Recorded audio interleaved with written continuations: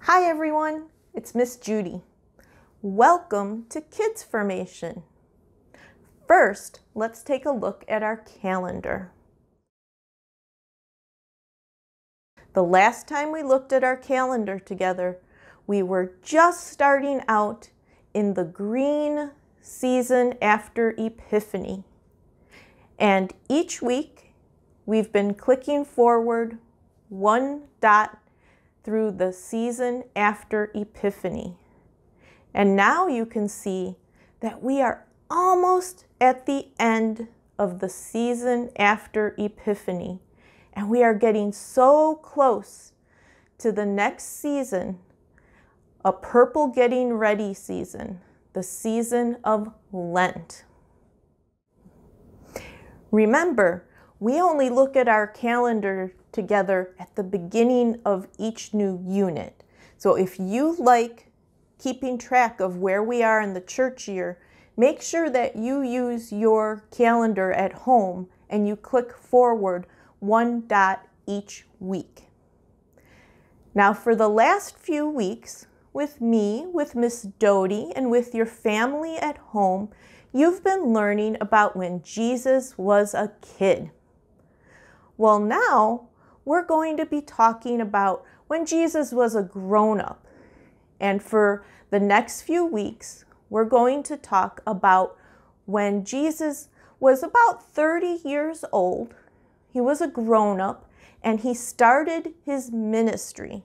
He started traveling around and teaching about God. So Jesus's ministry started in a special way. And do you remember that we learned about Jesus's cousin John? John is John the Baptist, and God sent John to baptize people and get them ready for Jesus. And so John lived out in the wilderness, and people came out to the river to be baptized by John. And that was a way of showing that they wanted to be ready, that they wanted to turn towards God, and they wanted to be ready for the special one that God was sending. They wanted to be ready for Jesus. So John was teaching them to be turned towards God and be ready to hear God's message. So one day, Jesus went out to the river to be baptized by John. And John recognized, my cousin Jesus is the one that God has sent. And when Jesus asked to be baptized, John felt like, oh, no, I shouldn't baptize you. But Jesus said, no, you should baptize me. So the Bible tells us what happened when Jesus was baptized. And this is the place in Luke where we hear about this. And it says, one day when the crowds were being baptized, Jesus himself was baptized. As he was praying, the heavens opened and the Holy Spirit descended on him in the form of a dove, in the form of a bird. And a voice from heaven said, you are my beloved Son, and I am fully pleased with you.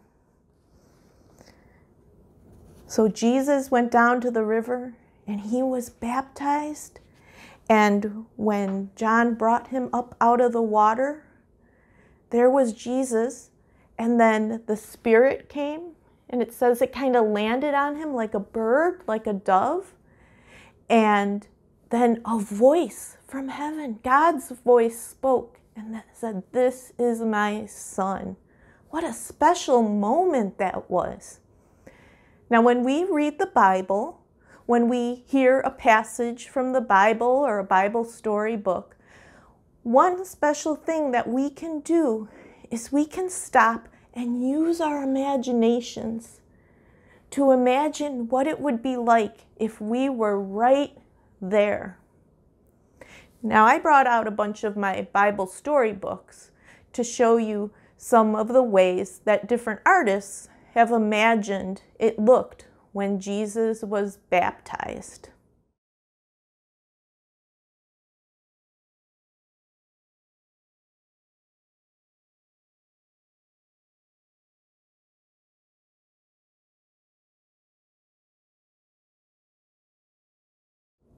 Besides looking at images of how other people have imagined things, we can use our own imaginations. So if you want to, you can close your eyes, but I want you to imagine what it would be like to be there when Jesus was baptized. We can think about our senses. We can think about what we would see or hear, what we might smell, what we might taste, and what we might feel. So when you imagine, you can think about those things and look. Imagine if you were looking around. Do you see lots of people or just a few people? Is it sunny? Are there trees? Do you see the water of the river? You can imagine what it sounds like. Do you hear people talking? Do you hear the water running over the rocks? Do you maybe hear John the Baptist? Do you hear Jesus? You can imagine what it smells like. Are people maybe eating their lunch and it smells like fish? Do you smell, are there flowers blooming that maybe you smell? Does the river water have a scent? You can also imagine things you might taste. That one's always a little bit tricky, but you can imagine maybe you're eating lunch. Are you eating some fish and some bread? Or you don't even have to imagine things that were around back then. You can think about if you went for a hike, what you might have. So you can imagine, are you eating crunchy, salty goldfish crackers? Are you taking a sip from your water bottle? And you can imagine things that you do today. So let's see. Imagine what we could see and what we could hear and what we could smell and what we could taste. What do you feel? Are you standing at the edge where the water is tickling your toes? Do you feel cold or hot? Do you feel, are you playing with the stones along the river and you found a nice smooth one to plunk into the water? So when you read the Bible, when you hear a Bible passage or a Bible story, think about if you were there. Imagine what it would be like. Think of all the details that you can imagine, and that can help us understand. It can help us feel close to God. And finally, can you imagine that special moment after Jesus was baptized and came up out of the water, and there was Jesus, and there was the Holy Spirit like a dove, and God spoke? Imagine that moment. Can you see? Can you hear? How do you feel? Take care, everybody.